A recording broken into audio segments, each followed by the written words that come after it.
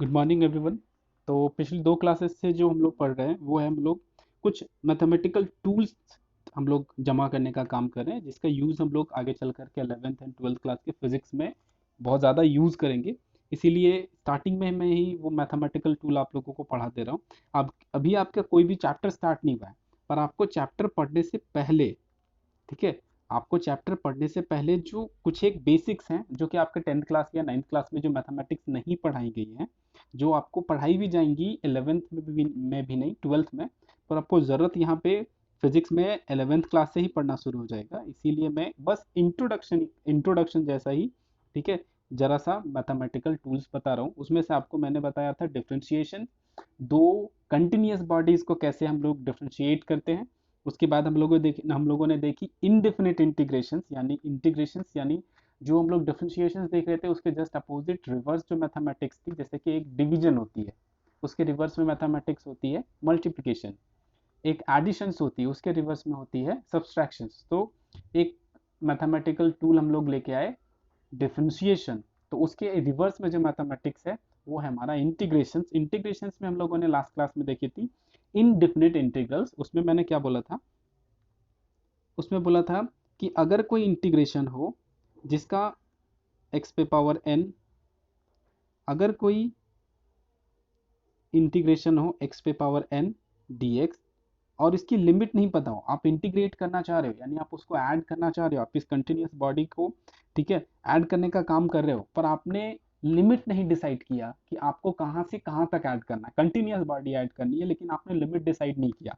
आप एक रोड को, जस्ट एक रोड का एक छोटा सा एरिया का क्रॉस सेक्शन एरिया आपने पता किया, आपको आप फिर क्या किए, इंटीग्रेट करना किए ताकि टोटल रोड का पता चल सके, पर आप ये नहीं डिसाइड करना चाह रहे हो कि रोड का टोटल लेंथ कितना लेना चाह रहे हो, यानी कि 1 किलोमीटर यानी 0 किलोमीटर से 2 किलोमीटर तक कितने दूर तक, ठीक है। जब इस प्रॉपर लिमिट को आप पुट नहीं करते हो तब जो इंटीग्रेशन होती है, जो इंटीग्रल होता है हमारा, वो इनडेफिनेट इंटीग्रल होता है, यानी कि उसकी जो फाइनल वैल्यू होती है वो इनडेफिनेट होती है।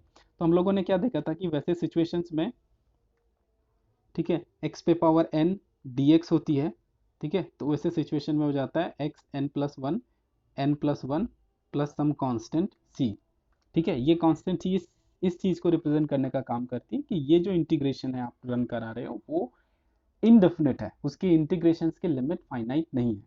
ओके।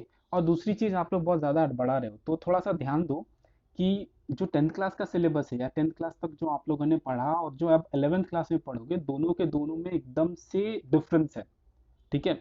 यानी कि ये कंपैरिजन टू 10th क्लास काफ़ी हाई लेवल है, ठीक है। जैसे अभी आप लोग को पता चल ही रहा होगा कि जब सिर्फ पढ़ाई शुरू करने से पहले, 11th का सिलेबस शुरू करने से पहले जो आपको मैथमेटिकल टूल का रिक्वायरमेंट है, जो मैथमेटिक्स आपको चाहिए है, ठीक है, वो अगर आपको इतना टिपिकल लग रहा है तो अंदर का सिलेबस सोचो कितना हार्ड होगा।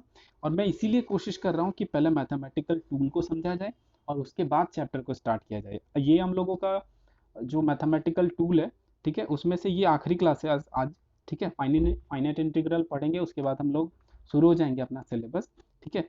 और दूसरी चीज़, आपको अगर ये 30 to 40% भी समझ में आ रहा है तब भी काम चल जाएगा, ठीक है। आप 30 to 40% समझना है, 100% ना भी समझ पाओ तब भी कोई दिक्कत नहीं, क्योंकि ये है सिलेबस मैथ का, पर आप फिजिक्स में पढ़ रहे हो और मुझे फिजिक्स में जितनी रिक्वायरमेंट है मैं उसी लेवल तक पढ़ा रहा हूँ। ओके, तो चलिए फाइनाइट इंटीग्रल को देखते हैं। ओके, तो फाइनाइट इंटीग्रल में क्या होता है कि डेफिनेटली इसमें लिमिट पता होता है, ठीक है। इसमें हमेशा जो भी लिमिट होता है इंटीग्रेशंस का, देयर एग्जिस्ट लिमिट, ठीक है, इन द इंटीग्रेशंस। जैसे कि एग्जांपल के लिए जो इंटीग्रेशन हम लोग एक्स पे पावर एन डी एक्स ले रहे थे, उसका लिमिट पता है, और लिमिट क्या है कि ए से लेकर के बी तक, ठीक है। आपको दिया हुआ रहे कि x को ऐड करना है, कहाँ से कहाँ तक ऐड करना है, x dx ऐड करना है कहाँ से लेकर के 1 से 3 तक। तो वैसा ही लिमिट दिया हुआ है कि a से कहाँ तक जाना है, b तक जाना है। तो आप इसको पहले आप इसको इस पूरे को इनडेफिनेट के जैसा था वैसे ही सॉल्व कर लो। तो वो क्या हो जाता है, x n plus one divided by n plus one, और एक बाहर में ब्रैकेट लगाओ और जो लिमिट है हमारा a और b वो लिख दो, ठीक है। उसके बाद क्या करना है, उसके बाद क्या करना है कि उसके बाद क्या करना है कि आपने लिमिट पुट करी a और b, तो अपर लिमिट कितना है आपका b, लोअर लिमिट कितना है आपका a। तो जो अपर लिमिट है उसको x के जगह पे पुट कर दो। इंटीग्रेशन किस पे रन कराए हो ना, एक्स पे रन कराए हो, ये एक्स के अपर लिमिट, ये एक्स का लोअर लिमिट है, ये एक्स का अपर लिमिट है, तो जो अपर लिमिट है उसको पुट कर दो, यानी बी पुट कर दो एक्स के जगह पे। तो देखो बी को पुट कर देंगे तो b power n plus one divide by n plus one, और उसके बाद माइनस का साइन, उसके बाद जो लोअर लिमिट है, लोअर लिमिट हमारा कितना है ए पे power n plus one n plus one. ठीक है, तो इस तरह से हम लोग जो लिमिट दिया हुआ अगर होगा हम लोग के पास, तो लिमिट होने पे हम लोग कुछ इस तरह से सॉल्व करेंगे। इसको ज़्यादा अच्छे से हम लोग एग्जाम्पल्स के थ्रू समझ सकते हैं। तो चलिए एग्जाम्पल्स को देखते हैं।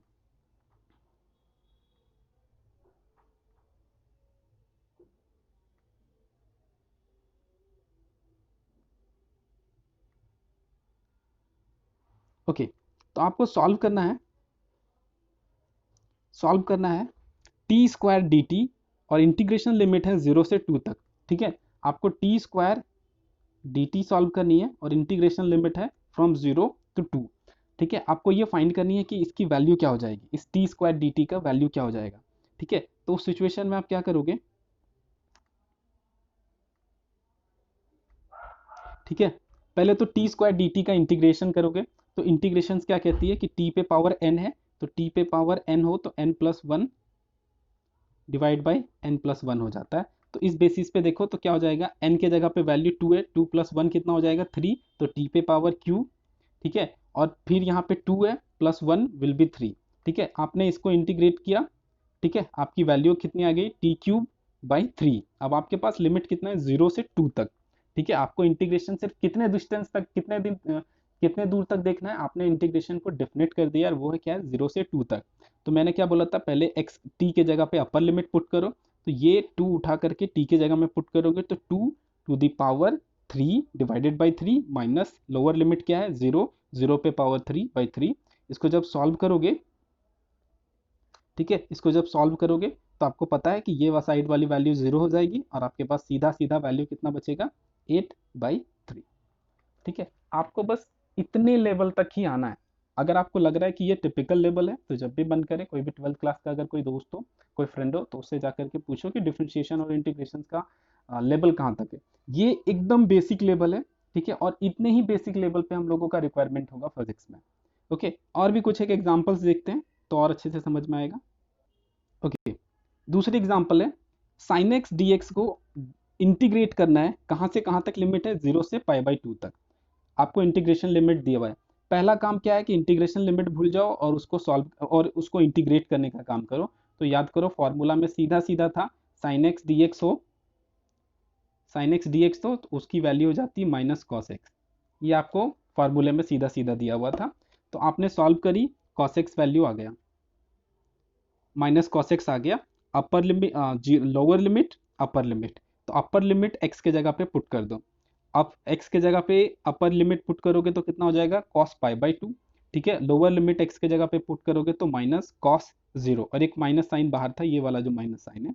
तो कॉस π/2 कितना हो जाता है हमारा 0, और यहाँ पे कॉस 0 कितना हो जाता है 1। तो ये 1 जब अंदर जाएगा तो कितना हो जाएगा हमारी वैल्यू +1, यानी कि जो आपका इंटीग्रेशन की वैल्यू आएगी वो 1 होगा। यानी जब integration of sine x D x कर रहे हैं, कहाँ से कहाँ तक, 0 से π/2 तक, तो उस सिचुएशन में इसकी जो इंटीग्रेशन की वैल्यू आएगी वो हमारी कितनी होगी, 1 होगी। ठीक है, तो अब आप लोगों को क्या करना है कि कुछ एक प्रॉब्लम्स दिए हुए हैं। ठीक है, कुछ एक प्रॉब्लम्स दिए हुए, जैसे कि एक्स स्क्वायर डी एक्स है, 3 से 7 तक इंटीग्रेट करना है। जस्ट आपको एक मैंने अभी एग्जांपल दिया टी स्क्वायर डी टी के लिए, बस इंटीग्रेशन का लिमिट अलग है, सॉल्व करने का कोशिश करो। साइन एक्स का है, अभी जस्ट एक प्रॉब्लम बनाया π/2 था, उसके जगह में पाई पुट करके कोशिश करो कि क्या वैल्यू आती है। ठीक है, वैसे ही टी स्क्वायर है, T cube plus 2 D T है, इसका मैं बता दे रहा हूँ इसका क्या होगा। ये प्रॉब्लम जो है उसका देखो, T cube plus 2t D T है, यही है ना इंटीग्रेशन। तो उस सिचुएशन में क्या करोगे, ठीक है, ये डिस्ट्रीब्यूटिव प्रॉपर्टी फॉलो करती है। उस सिचुएशन में क्या हो जाएगा, T cube D T integration limit जो भी है, जैसे कि यहाँ पे इंटीग्रेशन लिमिट 1 से 4 है, प्लस हो जाएगा 2t है, तो 2t डी टी 0 से 0 नहीं, 1 से 4। आप चाहो तो इसको, इस पर्टिकुलर इंटीग्रेशन को ऐसे भी लिख सकते हो, यानी ये जो प्लस का साइन है ये dt इसके साथ आ जाएगा, एक बार dt इसके साथ आ जाएगा, एक बार यहाँ इंटीग्रेशन हो जाएगा, एक बार यहाँ इंटीग्रेशन हो जाएगा। आप दोनों फॉर्मेट में लिख सकते हो, ठीक है। तो अब आप लोगों को करना क्या है कि ये जो प्रॉब्लम्स हैं आपके पास, ठीक है, उसको अपने से कोशिश करना है बनाने की, ठीक है। आपको बस कम से कम इसका बेसिक्स आइडिया होना चाहिए, क्योंकि अभी जस्ट हम लोग का सिलेबस स्टार्ट होगा। मैं जो हमारे काइनेमेटिक्स इक्वेशंस जो आप लोगों ने पढ़ी है ना, v equal to u plus a t, v square minus u square 2as, ठीक है, वो सारे को यहाँ पे एग्जैक्टली कैलकुलस मेथड से सॉल्व करना है। तो अगर मैं वहाँ डायरेक्टली सॉल्व करना शुरू कर दूंगा तो आप लोगों को दिक्कत हो जाएगी। तो इसीलिए मैं पहले ही आप लोगों को वो सारे रिक्वायर्ड मैथमेटिक्स को पढ़ा दे रहा हूँ, ठीक है। और ये हमारी आज की लास्ट क्लास थी मैथमेटिकल फिजिक्स के लिए, यानी जो फिजिक्स रिक्वायर्ड है, फिजिक्स के जो मैथ्स रिक्वायर्ड है फिजिक्स के लिए। और फ्रॉम नेक्स्ट क्लास हम लोगों की सिलेबस शुरू हो जाएगी, और हम लोग सिलेबस जो शुरू होगी वो एकदम चैप्टर 1 से पढ़ेंगे, और चैप्टर 1 से वो सारे टॉपिक्स को पढ़ेंगे जो आपके सिलेबस में है, और उसके साथ कोशिश करेंगे कि वो चैप्टर्स कि वो टॉपिक्स जिनको डिलीट कर दिया गया है पर आपको आपके फर्दर आगे के चैप्टर्स के लिए रिक्वायर्ड है, उनको भी पढ़ेंगे, ठीक है। पर अब आगे नेक्स्ट क्लास में पढ़ते हैं।